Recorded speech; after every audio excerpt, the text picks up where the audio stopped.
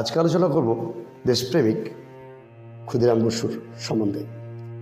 কিভাবে তিনি বোমা পেলেন, কিভাবে বোমার কায়দা শিখলেন এবং কোন টিমের সঙ্গে কাজ করেছিলেন। আমাদের দেশের যে গুপ্ত সংগঠন ছিল সে সময়, সে বিষয় নিয়ে আজকে একটু আলোচনা করব। তার আগে তার কিছুটা জীবন কাহিনী একটু আমাদের জানার প্রয়োজন আছে। ফ্রেন্ডস, ক্ষুদিরাম বসু জন্মগ্রহণ করেন ৩রা ডিসেম্বর 1889 সালে তৎকালীন পরাধীন ভারতবর্ষের মেদিনীপুর শহরের কাছাকাছি কেশপুর থানার অন্তর্গত হাবিবপুর গ্রামে। ক্ষুদিরাম বসুর পিতার নাম ছিল তৈলক্যনাথ বসু এবং মাতার নাম ছিল লক্ষ্মীপ্রিয় দেবী। তাদের 3 কন্যা এবং চতুর্থ ক্ষুদিরাম এবং আরো 2 ভাই ছিল, তারা অকালেই মারা যান। এর ফলে লক্ষ্মীপ্রিয় দেবী এবং তৈলক্যনাথ বসু চিন্তায় পড়ে গেছিলেন যে কিভাবে আমার এই ছেলেটিকে রক্ষা করা যায়। তৎকালীন সময় একটা রীতি রেওয়াজ ছিল, এখনো আছে, যে আমার এই ছেলেটিকে কিভাবে আমি প্রাণে বাঁচিয়ে রাখবো। একটা দুশ্চিন্তা সকল সময় কাজ করত। তাই তখনকার দিনে রীতি অনুসারে 3 মুঠো খুদের বিনিময়ে, মানে চালের থেকে যে খুদ পাওয়া যায়, সেই খুদের বিনিময়ে অপরূপা তার কন্যা অপরূপার কাছে বিক্রি করে দেয়। এরপরেই ঘটে দুর্ঘটনা।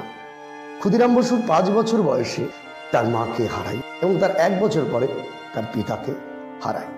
এই হচ্ছে তার বাল্য জীবন। শুরু হয় তার পড়াশোনা জীবন, শিক্ষা জীবন। ক্ষুদিরাম বসু তমলুকের হ্যামিল্টন স্কুল, মেদিনীপুরের কলেজিয়েট স্কুলে পড়াশোনা করেন এবং ছোটবেলায় আনন্দপুর একটি মিডল স্কুলে 4র্থ শ্রেণী পর্যন্ত পড়াশোনা করেন। সে সময় যে গুপ্ত সংগঠন ছিল আমাদের দেশপ্রেমিকদের, সেখানে যোগদান কিভাবে হয়, সেখানে জ্ঞানেন্দ্রনাথ বসু ও রাজনারায়ণ বসুর একটি গুপ্ত সংগঠন গড়ে তোলে এবং সেখানকার নেতা হয় হেমচন্দ্র দাস কানুনগো ও সত্যেন্দ্রনাথ বসু ছিলেন তার সহ। এই সত্যেন্দ্রনাথ বসুর সহযোগিতায় আমাদের এই দেশপ্রেমিক ক্ষুদিরাম এবং তাদের দলে অংশগ্রহণ করে এটা, এবং পরপর অনেক ভালো কাজ করতে থাকে ক্ষুদিরাম বসু। দেশপ্রেমিক ক্ষুদিরাম বসু অনেক দায়িত্ব পায় এবং সত্যেন্দ্রনাথ বসু সহযোগিতায় তিনি সোনার বাংলায় তিনি দায়িত্ব পান।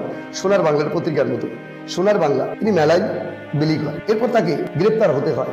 তারপর আবার কাঁসাই নদীর যে বন্যা হয়, সে জায়গায় মানুষের পাশে দাঁড়ায়। এই বিভিন্ন কার্যকলাপে যেন ছেলেটি প্রিয় হয়ে ওঠে সংগঠনে। 1907 সালে 7 খ্রিস্টাব্দে বারিন কুমার ঘোষ ও তার সহযোগী হেমচন্দ্র কানুনগো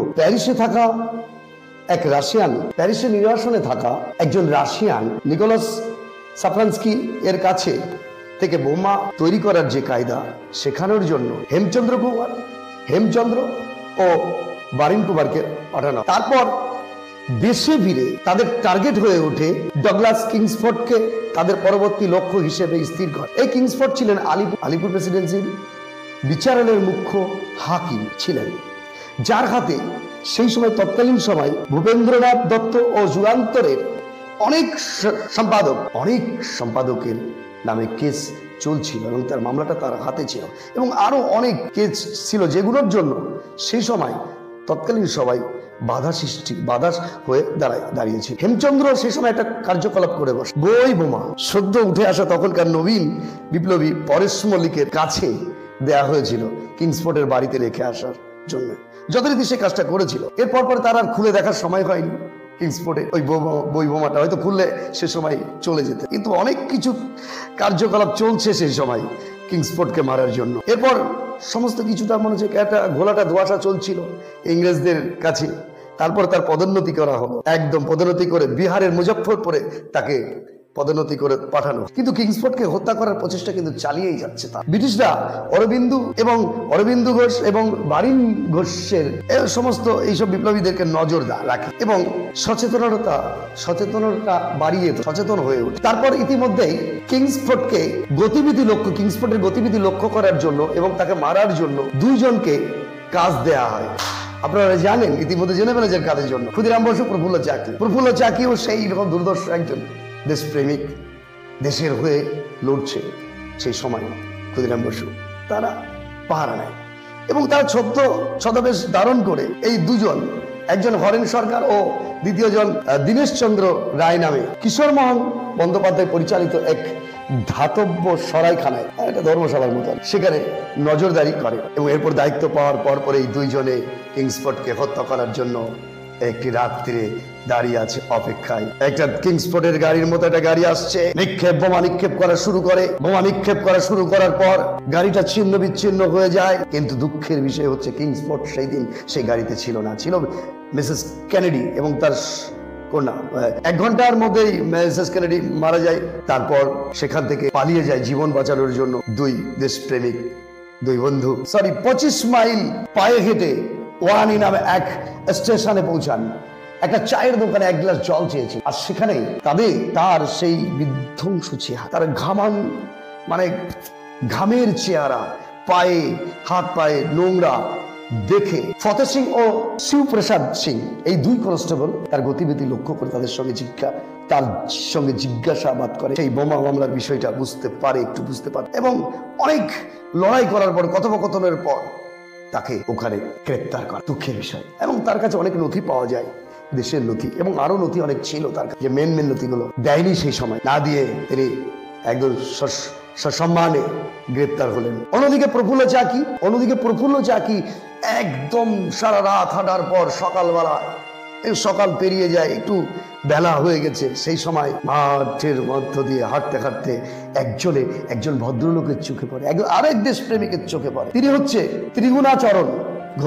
ত্রিগুণাচরণ ঘোষকে, একজন কর্তব্যপরায়ণ একজন দেশের নাগরিক, যিনিও চেয়েছিলেন দেশটা স্বাধীন হোক। তিনি প্রফুল্ল চাকিকে জায়গা দিয়ে থাকার জন্য। তারপর রাত্রে তিনি ট্রেনের টিকিট সমস্তিপুর থেকে মোকামা ঘাট যাওয়ার পর তারপরে হাওড়া যাওয়ার বন্দোবস্ত তিনি করে দেন। ভাগ্য খারাপ সেই কামরাতেই একজন সাব ইন্সপেক্টর নন্দলাল ব্যানার্জি ছিলেন, দেখেছেন, এবং তার গতিবিধি লক্ষ্য করে তার সঙ্গে কথাবার্তা বুঝতে পারে এবং মাঝ স্টেশনে কোথাও দাঁড়িয়ে একটা টেলিগ্রাম। তারপরেই তিনি পুলিশের হাতে গ্রেপ্তার হওয়ার মুখে। তারপরে অনেকক্ষণ ধস্তাধস্তি হওয়ার পর, অনেকক্ষণ লড়াই করার পর প্রফুল্ল চাকির কাছে একটি মাত্র গুলি ছিল। কথিত আছে যে তিনি মুখে গুলি করে মেরেছে, কিন্তু মৃত্যুর রহস্য কিন্তু হয়তো কিভাবে মারা গেছে আপনারা বই পুস্তক পড়লে কাটতে পারবেন। আমি আমার মতো করে বুঝেছি, আমার কাছে একটু ধোঁয়াশা কুয়াশা আছে। এই তো একটা জিনিস বুঝতে পারলেন, কে এই নন্দলাল ব্যানার্জি? এতটুকু দেশপ্রেম ছিল না, এতটুকু সাহায্য করতে পারতো না। সবাই দেশপ্রেমিক হতে পারে না। তারপর ঘটলো মর্মান্তিক কাহিনী। হাতকড়ি লাগিয়ে ক্ষুদিরামকে 1 মে মুজফ্ফরপুর থেকে আনা হয়।